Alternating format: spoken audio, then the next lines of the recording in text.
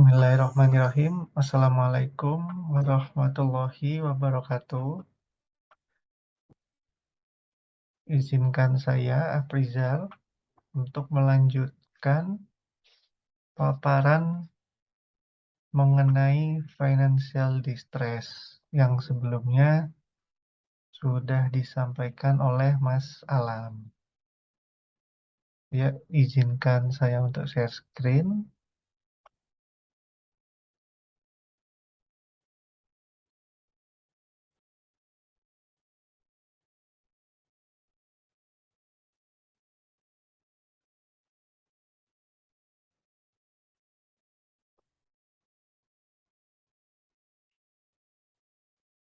Ya, sudah bisa terlihat ya. Jadi, tadi sudah dijelaskan mengenai pendahuluan, apa itu financial distress, kemudian dijelaskan juga tentang teorinya,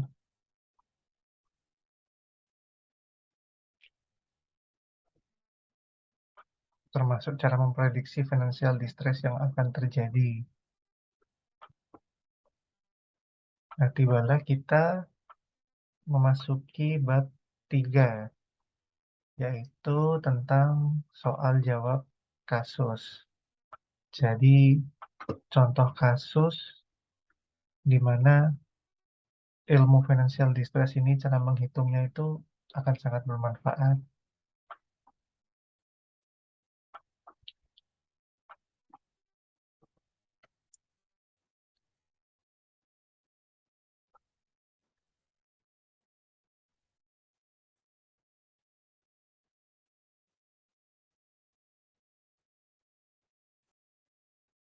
Ya, sekedar untuk refresh sedikit ya.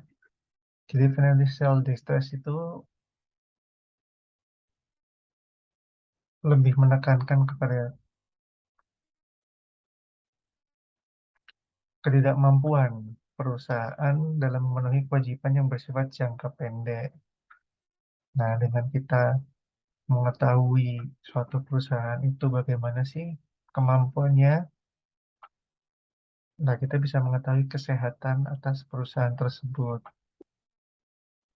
Seperti contoh di soal satu ini, di mana terdapat suatu perusahaan manufaktur, yaitu PT ABC, yang telah memasukkan permohonan pinjaman dana dari Bank XYZ. Nah, ini sudah merupakan tugas dari analis pada Bank XYZ untuk melihat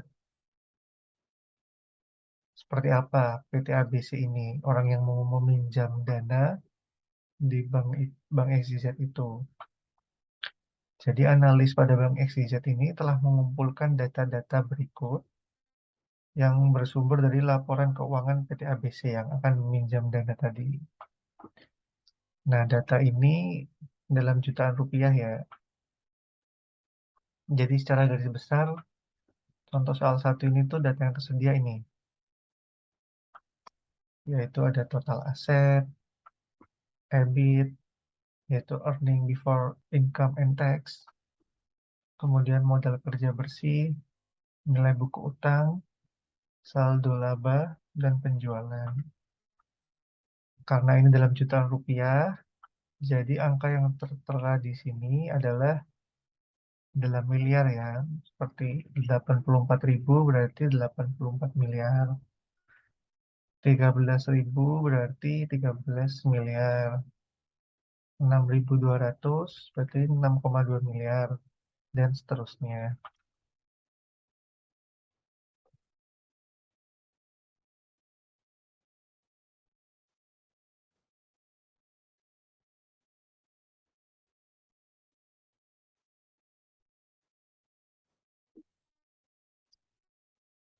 Em, Kemudian setelah selain data dari laporan keuangan, terdapat juga keterangan berikutnya, yaitu harga saham PT ABC adalah 36.000 atau 36 miliar, 36.000, sorry, 36.000 per lembar, dan terdapat 5 juta saham PT ABC yang sedang beredar. Berapakah Z-score untuk PT ABC? Jadi, apa sih Z-score ini?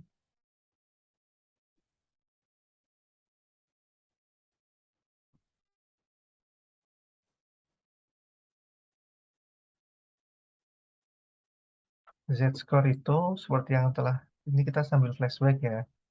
Jadi seperti yang sudah disampaikan oleh Mas Alam, Z-score itu merupakan salah satu metode untuk memprediksi financial distress. Jadi banyak penelitian yang dilakukan untuk menemukan rasio keuangan yang baik yang bisa digunakan untuk memprediksi financial distress yang akan terjadi. Jadi paling dari sekian banyak model, ini salah satu yang paling sering digunakan adalah model Z-score.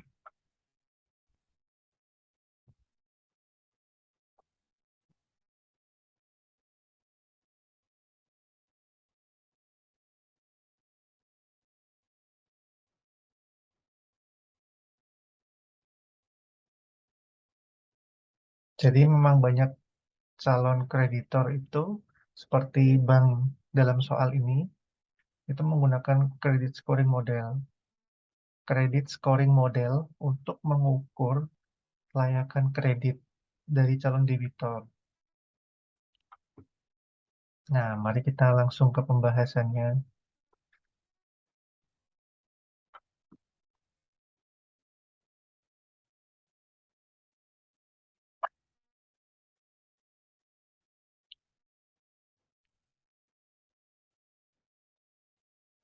Jadi di sini Z-score untuk perusahaan manufaktur dan publik. Maksudnya publik itu dia sudah melantai di saham. Jadi rumusnya adalah 3,3, di mana 3,3 ini merupakan angka yang given, sudah tertera dari rumusnya. 3,3 ini dikalikan dengan EBIT. EBIT dibagi dengan total aset. Sehingga kita bisa menemukan angka 13M dibagi 84M di sini. Ya.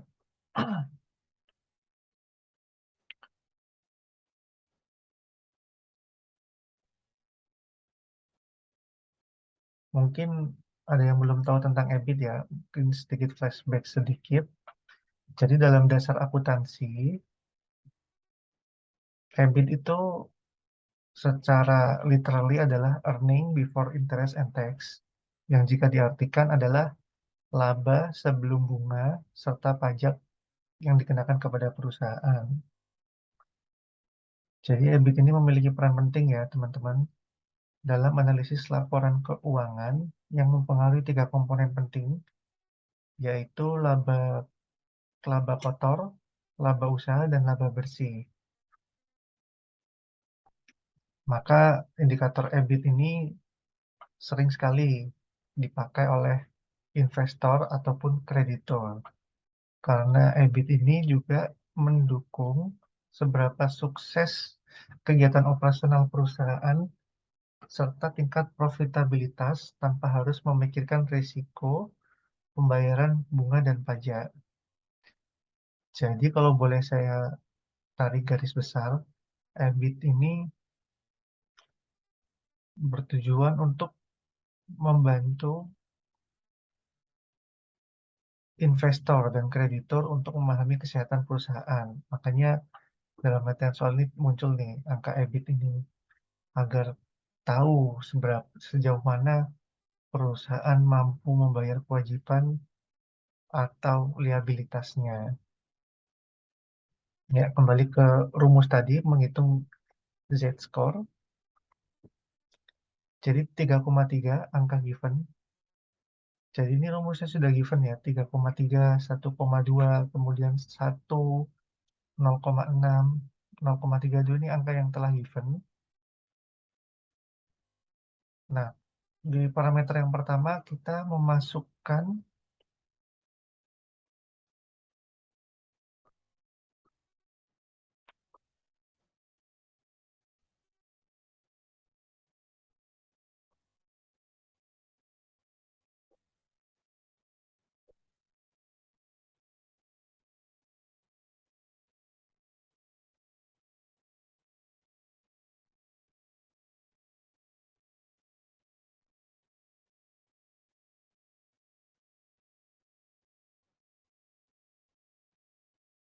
ya, kita memasukkan EBIT dibagi aset, EBIT-nya yaitu 13M dibagi total aset 84M. Sudah tertera ya di tabel yang paling atas.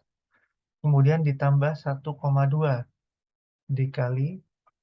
Nah, ini jadi rumusnya itu 1,2 dikali net working capital dibagi dengan total aset. Jadi karena sama-sama dibagi dengan total aset, ini dibagi dengan angka 84 dan net working capitalnya tinggal kita masukkan dari tabel sejumlah 6,2 miliar.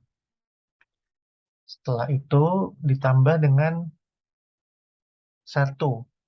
Angka 1,0 ini merupakan angka yang given dikali dengan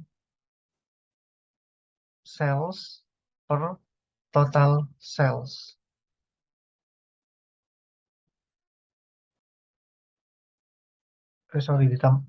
Sales dibagi dengan total aset, di mana salesnya kita ambil dari tabel sebesar 122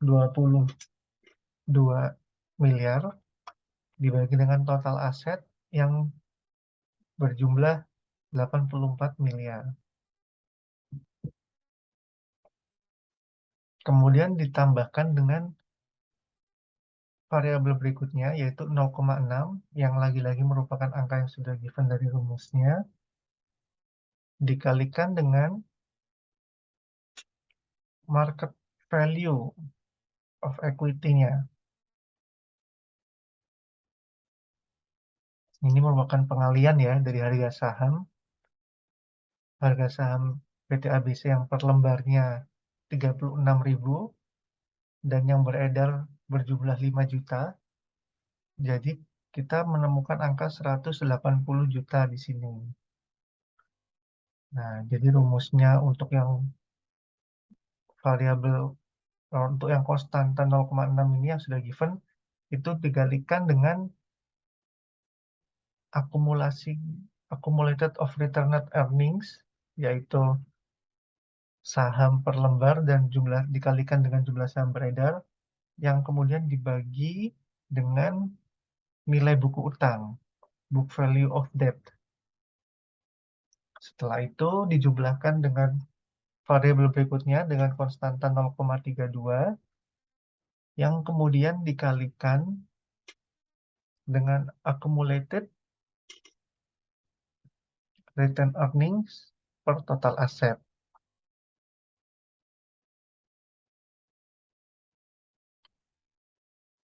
Karena accumulated return earning-nya berjumlah 27 miliar, kita masukkan aja, kemudian dibagi lagi dengan total aset. Jadi total aset dalam rumus ini memegang peranan yang sangat penting ya. Nah, ini telah kami singkat rumusnya, kalkulasinya juga telah kami singkat untuk mempersingkat waktu, karena sangat rumit sekali bertingkat penghitungannya. Nah,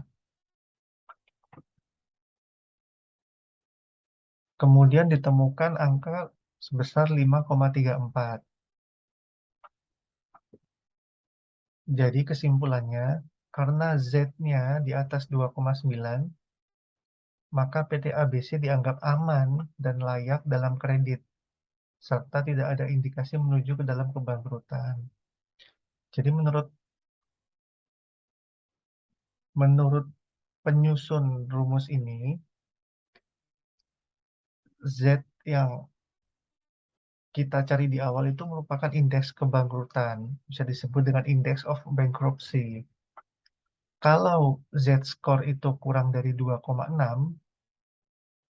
bukan 2,9 ya, kalau Z kurang dari 2,6, 2,675 lebih tepatnya, maka hal ini mengindikasikan bahwa perusahaan memiliki kemungkinan untuk bangkrut sangat besar dalam waktu 1 tahun ke depan, hingga 95% kalau nggak salah.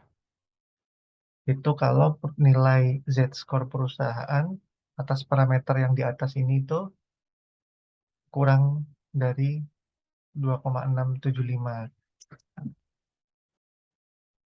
Namun, kalau Z-score-nya menunjukkan skor range skor 1,8 hingga 2,99, itu merupakan gray area. Jadi, memang ada indikasi menuju kebangkrutan, namun masih debatable, masih belum firm perusahaan tersebut sehat, masih ada risiko yang sedang.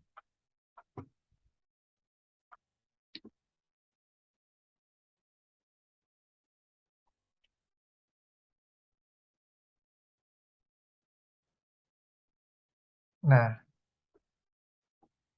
penemu rumus ini juga menyampaikan kalau tadi disebutkan kalau di bawah 2,6 kemungkinan sangat besar akan bangkrut, tidak sehat banknya.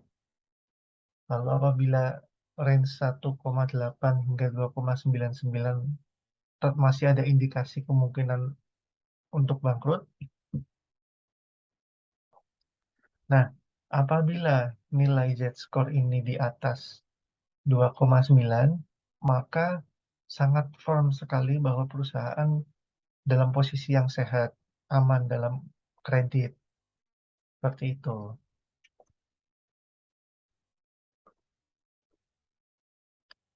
Oke, itu untuk yang soal satu. Kemudian untuk yang soal dua, nah, soal dua, saham PT RST tidak diperdagangkan di bursa saham.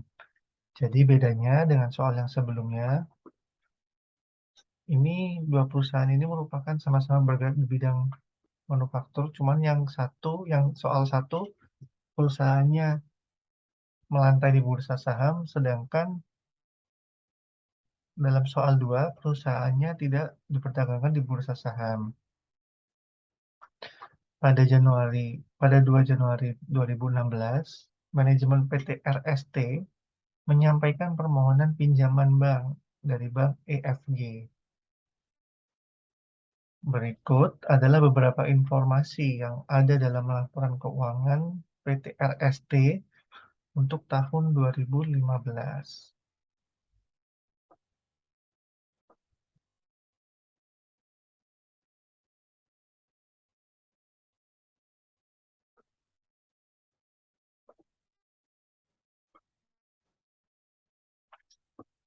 Oke, untuk info yang tersedia, yang di-provide kurang lebih sama, yaitu total aset sebanyak 75 miliar, kemudian earning before income and tax sebesar 8 miliar, lalu modal kerja bersih sebesar 6,8 miliar, lalu nilai buku utang sebesar 26 miliar,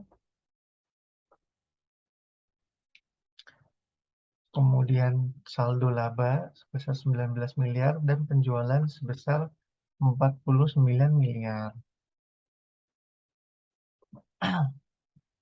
Oh iya, mungkin ini ada, kalau boleh saya jelaskan sedikit, ini ada mungkin istilah yang mungkin ada teman yang baru tahu ya. Jadi saldo laba. Apa sih saldo laba itu? Kalau tadi sudah saya singgung flashback sedikit tentang earning before income and tax. Kalau saldo laba ini itu adalah mungkin teman-teman lebih sering mendengarnya dengan yang dinamakan laba ditahan. Jadi laba ditahan ini membantu untuk menunjukkan nilai sebenarnya dari sebuah perusahaan dan memang merupakan faktor yang penting dalam akuntansi bisnis. Jadi setelah perusahaan membayar dividen kepada pemegang saham, sisa uang yang disimpan setelah pembagian dividen digunakan sebagai cadangan yang disebut saldo laba itu atau laba ditahan. Jadi pendapatan ini bisa diputuskan untuk digunakan dalam mendanai bisnis atau melakukan akuisisi atau malah melebarkan sayap. Seperti itu. Itu gambaran singkat tentang saldo laba.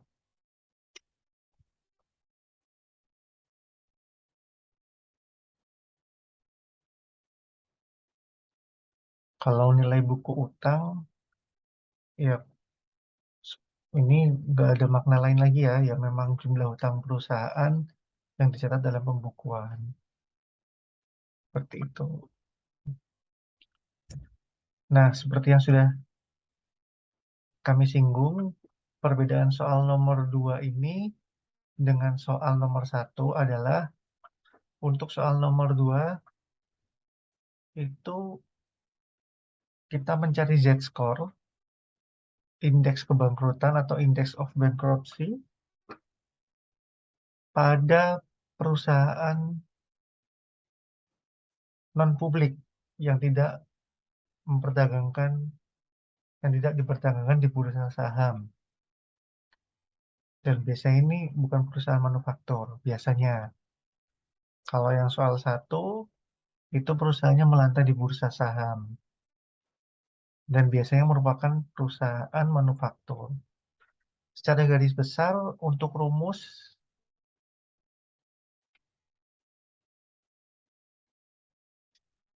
tidak ada yang jauh berbeda. Namun, ada sedikit perubahan, terutama konstantanya, yang angka givennya, di mana kalau yang sebelumnya itu seperti ini, 3,3, lalu 1,2, 1, 0,6, dan 0,32. Itu untuk perusahaan yang tidak melantai di bursa saham berbeda. Jadi angka konstantannya 0,56, 3,26, 1,05, dan 6,72. Ya, mari kita bahas.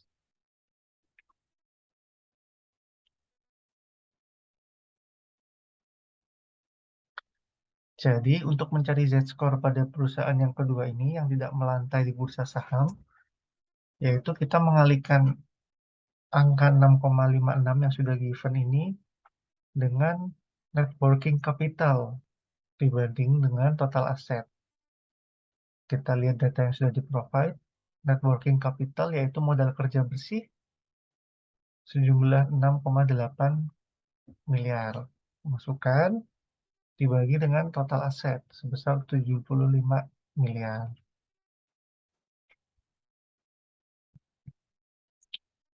Lalu ditambahkan dengan 3,26 dikali dengan accumulated retained earnings dibagi dengan total aset.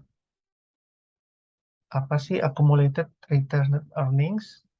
Itu adalah saldo laba, teman-teman ya. Bahasa Indonesianya laba ditahan. Akumulasi laba ditahan dibagi dengan total aset sejumlah 75 miliar. Kemudian ditambahkan lagi nih dengan 1,5, 1,05 dikali dengan EBIT. Nah, EBIT yang tadi earning before income and tax dibagi dengan total aset. Oh, ini 8,3 ya. EBIT-nya harusnya 8,3. Bukan bukan 8. Terusnya 8,3 di sini. Dibagi dengan 75 miliar total asetnya. Lalu ditambah lagi nih dengan variabel berikutnya yaitu 6,72 dikali dengan book value of equity. Apa sih book value of equity? Yaitu penjualan.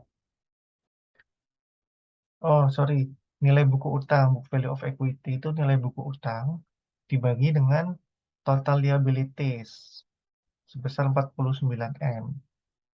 Setelah dijumlahkan, ternyata hasilnya 5,10. Sehingga karena nilai skor Z-nya di atas 2,9, maka PT RST dianggap aman dan layak dalam kredit, sehingga tidak ada indikasi menuju ke dalam kebangkrutan. Seperti itu.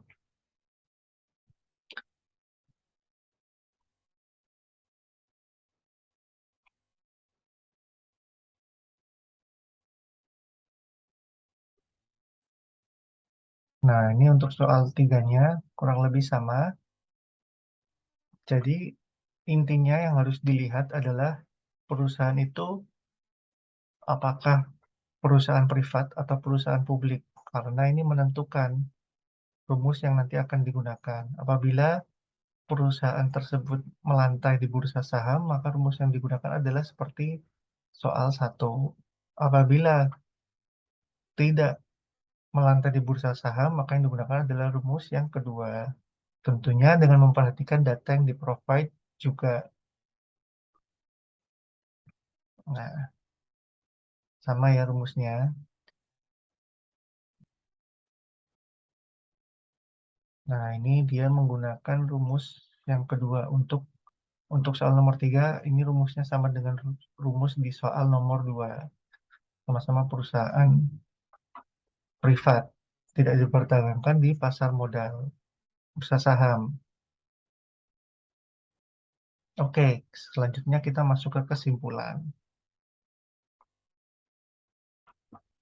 Jadi, teman-teman, to sum up, kalau bisa merangkum, financial distress merupakan kondisi yang menunjukkan tahap penurunan dalam kondisi keuangan perusahaan yang terjadi sebelum terjadinya kebangkrutan atau likuidasi. Kebangkrutan dapat disebut sebagai kegagalan yang diartikan bisa menjadi kegagalan keuangan dan kegagalan ekonomi yang terjadi pada perusahaan. Financial distress juga bisa didefinisikan sebagai ketidakmampuan perusahaan untuk membayar kewajiban finansial yang telah jatuh tempo. Sejatinya, kondisi financial distress bisa dihindari oleh perusahaan jika manajemen nggak mampu mengambil tindakan yang tepat untuk mengatasi masalah keuangan yang ada. Jadi, sebenarnya perusahaan bisa nih untuk menghindari financial distress sampai bangkrut itu bisa dihindari, asalkan manajemennya mampu mengambil tindakan yang tepat. Tuh.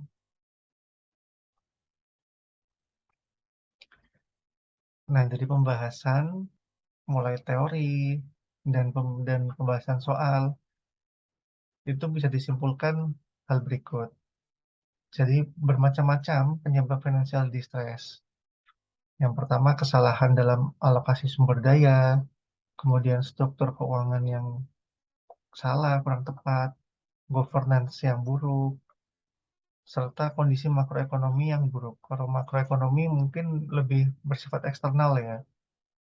Cuman poin satu, 2, dan 3 ini yang manajemen dan internal perusahaan dapat menata sebaik mungkin. Kemudian, financial distress merupakan hal yang buruk karena banyak pihak di dalam dan luar perusahaan yang merasa penting untuk melakukan prediksi financial distress. Tentunya, prediksi financial distress ini dilakukan untuk menghindari terjadinya financial distress. Jadi pihak yang berkepentingan itu yaitu kreditor, investor, pembuat peraturan, pemerintah, auditor, dan manajemen. Ada berbagai cara untuk memprediksi financial distress, yakni bisa kita melihat dari analisis rasio keuangan, analisis arus kas, prediksi melalui corporate governance perusahaan, prediksi melalui kondisi makroekonomi, credit cycle index, artificial neural networks, atau melalui prediksi opini auditor independen, serta Rorschach teori dan support vector mesin. Seperti yang sudah disinggung sebelumnya, financial distress dapat berdampak buruk bagi perusahaan Jadi ketika ada announce tentang perusahaan yang mengalami financial distress dapat menimbulkan reaksi di pasar modal terutama di mana investor kehilangan kepercayaan terhadap perusahaan. Oleh karena itu, manajemen harus segera mengambil tindakan yang bisa mengatasi masalah tersebut, terutama mencegah kebangkrutan ya, karena dampaknya bisa kemana-mana. Kemudian solusi yang bisa dilakukan oleh manajemen perusahaan untuk mengatasi financial distress, yaitu yang pertama tentu melakukan restrukturisasi hutang yang dapat memberikan semacam angin segar lah meskipun sementara, agar perusahaan dapat bergerak bangkit kembali. Atau dengan melakukan penggantian manajemen perusahaan. Jadi kondisi terpuruknya perusahaan tentu tidak lepas dari manajemen yang buruk, sehingga solusi penggantian manajemen perusahaan juga bisa diambil. Namun tergantung situasi dan kondisi yang dialami oleh perusahaan tersebut. Ya baik, karena waktunya sudah cukup ya.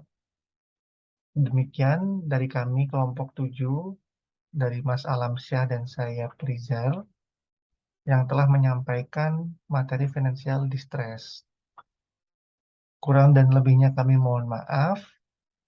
Wabillahi taufiq wal hidayah. Wassalamualaikum warahmatullahi wabarakatuh. Terima kasih.